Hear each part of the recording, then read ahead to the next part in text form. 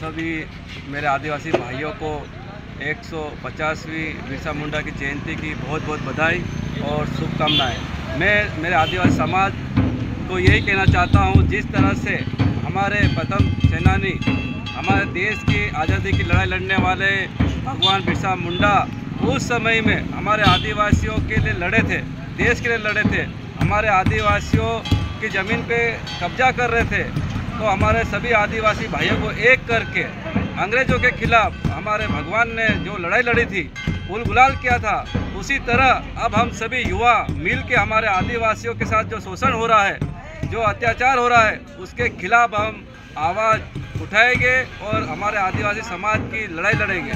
मैं एक बार फिर से मेरे समस्त आदिवासी समाज को बिरसा मुंडा की जयंती की बहुत बहुत बधाई देता हूं और शुभकामनाएं।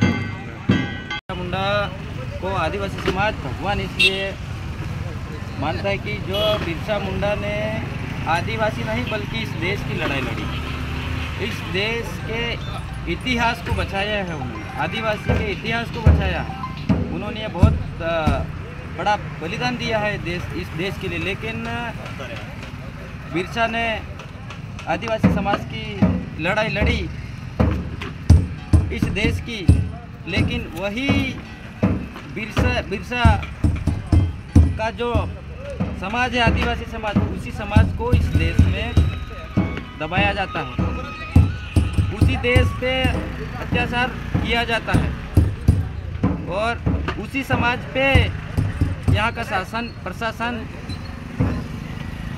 सही ढंग से काम नहीं करता है, नशे का कारोबार चलाता है, फैक्ट्रियाँ खोलता है, ज़मीन छीन लेता है, बहुत सारी चीज़ें होती हैं। लेकिन हमारे पुरखा देव बिरसा मुंडा जी हमारे आदिवासी समाज के लिए और भारत देश के लिए स्वतंत्रता के लिए लड़ाई लड़ी थी। उसी तरह हमें भी हर घर बिरसा पैदा करना पड़ेगा। यदि बिरसा मुंडा जी उस समय 14 वर्ष की उम्र में यदि हमारे आदिवासी समाज की लड़ाई और भारत देश के लिए लड़ाई नहीं लड़ते तो आज हम स्वतंत्र नहीं रहते, आज भी हम गुलाम रहते।